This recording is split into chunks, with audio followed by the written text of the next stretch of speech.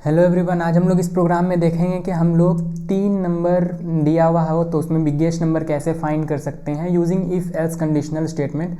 और कुछ यहाँ पे लॉजिकल ऑपरेटर का भी यूज़ होगा। और इसमें मैंने आप लोगों को कुछ वीडियोस पहले 10 या 11 वीडियो में मैंने आप लोगों को बताया था कि बिगेस्ट नंबर को टर्नरी ऑपरेटर की मदद से कैसे फाइंड कर सकते हैं। ठीक है, तो टर्नरी ऑपरेटर की मदद से तो हम लोगों ने फाइंड करने सीख लिया था। आज हम लोग देखेंगे कि इफ़ एल्स कंडीशनल स्टेटमेंट के मदद से कैसे फाइंड कर सकते हैं। इट मीन्स आप लोगों को इस प्रोग्रामिंग सीरीज़ में एक ही प्रोग्राम के डिफरेंट डिफरेंट मेथड्स भी मिल रहे होंगे सॉल्व करने के, तो यहाँ पे कोई कन्फ्यूज़न रहने वाला तो है ही नहीं। हम लोग देखते हैं इसको ऐसे करेंगे। सबसे पहले यहाँ पे अपना हेडर फाइल इंक्लूड कर लेंगे, हैश इंक्लूड एंड stdio.h, और ये सब तो आप लोग जान ही गए होंगे बहुत अच्छे से। फिर उसके बाद इंट मेन अपना फंक्शन लिखेंगे और उसके अंदर अपना कोड लिखेंगे अपना। सबसे पहले तो हम लोग डिक्लेयर कर लेंगे 3 वेरिएबल, क्योंकि 3 नंबर स्टोर कराना है तो 3 वेरिएबल डिक्लेयर कर लेंगे, इंट a, b, c। ठीक है, अब इसके बाद क्या करेंगे, इसके बाद हम लोग यहाँ पे printf से यूज़र को एक मैसेज शो करेंगे, इंटर 3 वेरिएबल्स, इंटर 3 नंबर्स। ठीक है, ताकि यूज़र समझ जाए कि 3 नंबर इनपुट करना है। तो इंटर 3 नंबर्स, इंटर 3 नंबर्स, इससे क्या होगा, यूज़र समझ जाएगा कि 3 नंबर इनपुट करना है, वो इनपुट कर रहा होगा। तो हम लोग लेते कैसे हैं इनपुट, तो यहाँ पे स्कैनफ फंक्शन का यूज़ करते हैं, ये तो आप लोग जान ही गए होंगे। और format specifier %d and %d, क्योंकि तीनों वेरिएबल एक ही डेटा टाइप का है, तो यहाँ पे %d करके हम लोग अपना यूज़र से इनपुट करा सकते हैं। ठीक है, m%a में स्टोर करा देंगे सबसे पहला नंबर, फिर b में स्टोर करा देंगे, और फिर यहाँ पे मैंने कॉमा दे दिया, फिर c में स्टोर करा देंगे। तो ऐसा हम लोग कर रहे होंगे। उसके बाद क्या करेंगे, डिक्लेयर कर लिया हम लोगों ने, यूज़र से इनपुट ले लिया। अब क्या करना, अपना मेन प्रोसेसिंग होगा जिसमें कि हम लोग 3 नंबर में से बड़ा नंबर फाइंड कर रहे होंगे। तो मैं यहाँ पे लिख भी देता हूँ, processing to find the biggest of 3 numbers. और आप लोग अगर यूनिवर्सिटी एग्जाम के पॉइंट ऑफ व्यू से प्रिपरेशन कर रहे हो तो कमेंट लिखने की आदत डालो। ये अच्छे प्रोग्रामर्स हमेशा कमेंट लिख रहे होते हैं, तो कमेंट लिखने की आदत आप लोग डाल लो। जहाँ पे भी आपको लगता है कि यहाँ कन्फ्यूजन होने वाला है इन फ्यूचर, अगर ये प्रोग्राम कोई पढ़ रहा है तो कमेंट लिख लेना है। हालांकि यहाँ तो आप लोग प्रैक्टिस कर रहे हो, तो ऐसा प्रोग्राम तो बन नहीं रहा होगा कहीं भी। ठीक है, तो ये तो प्रैक्टिस के लिए सारे प्रोग्राम्स हैं। तो यहाँ पे अब हम लोग क्या करेंगे, यहाँ पे हम लोग कंडीशनल स्टेटमेंट लगाएंगे इफ़। ठीक है, इसके अंदर लिखेंगे if a is greater than b and a is greater than c। अब मैं आप लोगों को समझाऊंगा अभी यहाँ पे हुआ क्या है। ठीक है, तो यहाँ पे अगर a बड़ा है b से, और कंडीशनल स्टेटमेंट आप लोग नहीं जान रहे हो कैसे यूज़ होता है, तो आप लोग प्रीवियस वीडियोस देख सकते हो और थ्योरी वाला प्लेलिस्ट भी फॉलो कर सकते हो, उसमें मैंने डिटेल में बताता हूँ ये थ्योरी वाला पार्ट। तो अगर नहीं भी आता तो कोई दिक्कत नहीं है, काफ़ी सिंपल है, यहाँ पे भी समझ में आ जाएगा। तो यहाँ पे मैं बेसिकली लिख के आ रहा हूँ, यहाँ पे लिख रहा हूँ कि अगर a ग्रेटर देन b है और a ग्रेटर देन c भी है, मतलब दोनों ही कंडीशन सेटिस्फाइड हैं। ये जो लॉजिकल ऑपरेटर है, इसको एंड ऑपरेटर कहते हैं, एंड लॉजिकल ऑपरेटर। ये क्या बोलता है, ये कहता है कि अगर ये कंडीशन भी सही है और साथ ही ये कंडीशन भी सही है, तो अब इसके नीचे जो कोड अपना लिखा हुआ है वो एग्जीक्यूट कर दो। तो यहाँ पे मैंने क्या लिखा है, a ग्रेटर देन b और a greater than c। It means क्या, अगर a ग्रेटर देन b भी है और a ग्रेटर देन c भी है, मतलब a बड़ा है, यहाँ पे हम लोग डेफिनेटली प्रिंटफ करा देंगे। क्या प्रिंट करा देंगे कि a is greatest, printf %d, और यहाँ पे एक मिनट, थोड़ा कीबोर्ड की वजह से %d इज़ ग्रेटेस्ट। ठीक है, %d, और यहाँ पे एक स्ट्रिंग भी लगाना था, %d इज़ ग्रेटेस्ट, और यहाँ पे कॉमा देके क्या लिख देंगे, a, क्योंकि a बड़ा है तो यहाँ पे a आ जाएगा %d के जगह पे। और ये सब आप लोग जान रहे हो, बहुत सारे प्रोग्राम में हम लोगों ने कर लिया है। ठीक है, फिर अगर ये कंडीशन सेटिस्फाइड नहीं हुआ तो हम लोग एल्स इफ़ लगा के एक और कंडीशन देंगे, और यहाँ पे क्या कंडीशन देंगे, यहाँ पे कंडीशन लिखेंगे अगर a बड़ा नहीं है b से, ठीक है, और या फिर a c से बड़ा नहीं है, दोनों में से कोई भी कंडीशन फॉल्स है, तो ये नीचे एग्जीक्यूट करेगा और यहाँ पे लिखा जाएगा कि b is greater than c।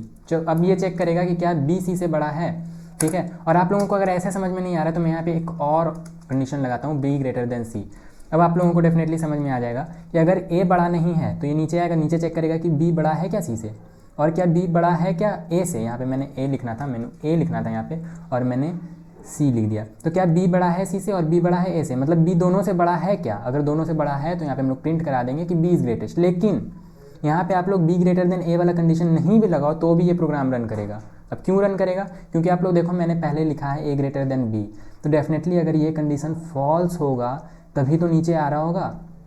अगर ये कंडीशन फॉल्स होगा तभी तो नीचे आ रहा होगा। ठीक है, तो यहाँ पे क्या होगा, तो यहाँ पे a ग्रेटर देन b तो ऑलरेडी चेक हो जाएगा। अगर ये कंडीशन फॉल्स हो गया तो डेफिनेटली b बड़ा होगा, तो b बड़ा होगा तो ये कंडीशन लगाने की कोई ज़रूरत ही नहीं है। और मैं दोनों से अभी रन करके आप लोगों को दिखाता हूँ, दोनों से अपना सही आउटपुट आ रहा होगा। ठीक है, यहाँ पे हम लोग लिखेंगे प्रिंटफ % डी इज़ ग्रेटेस्ट, और यहाँ पे लिख देंगे बी, क्योंकि बी बड़ा हो जाएगा, ठीक है।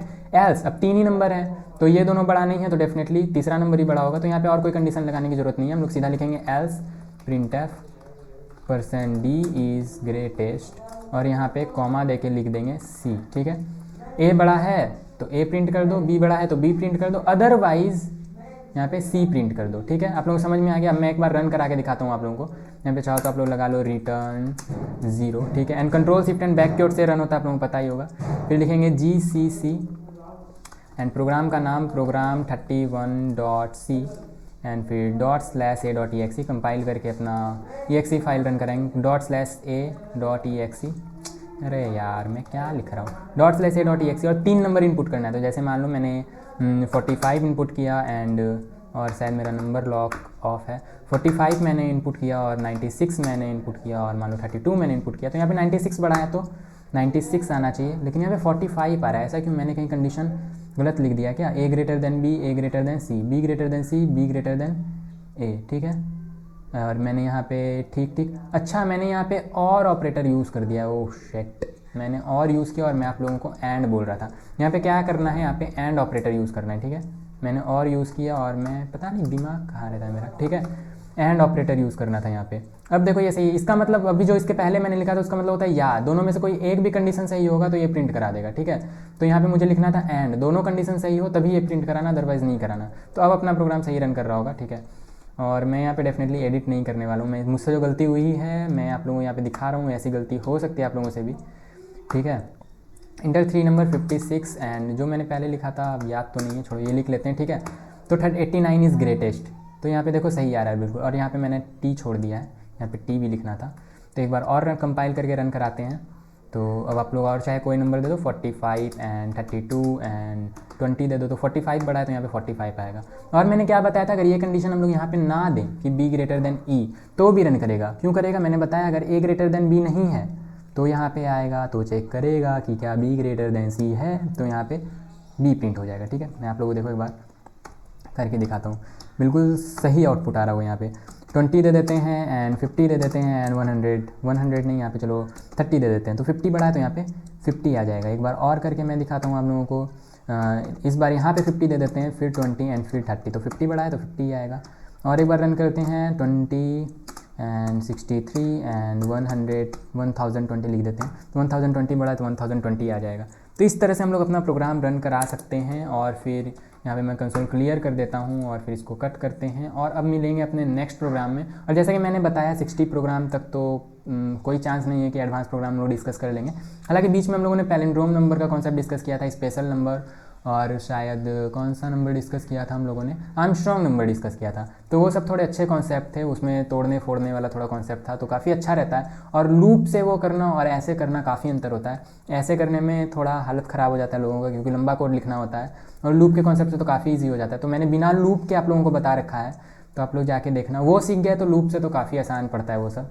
तो बीच बीच में अच्छे प्रोग्राम भी आ जाते हैं, और मैं बुक से थोड़ा बहुत एरर डिटेक्टिंग प्रॉब्लम्स भी ले लेता हूँ, तो आप लोग वो भी देख सकते हो। मैंने वैसा प्रोग्राम भी अभी बता रखा है, एरर कैसे सॉल्व करेंगे, अगर कोई एरर आ रहा है तो कैसे चेक आउट करेंगे, या फिर कोई प्रोग्राम दे रखा है उसमें आउटपुट निकालना है कि आउटपुट कैसे देखते हैं, तो वैसा भी मैंने पहले करा रखा है। और जैसे ही हम लोग आगे जाएंगे ना, 300+ प्रोग्राम चलने वाला, तो आप लोग सोच लो कितने अच्छे अच्छे प्रोग्राम भी हम लोग डिस्कस करेंगे इसमें। और लास्टली मैं आप लोगों को एक कैलकुलेटर बना के दिखाऊंगा, इससे प्यारा सा कैलकुलेटर मैं बना के दिखाऊंगा इससे, ठीक है। तो फिलहाल के लिए अब मिलते हैं अपने अगले प्रोग्राम में, तब तक के लिए पढ़ते रहो।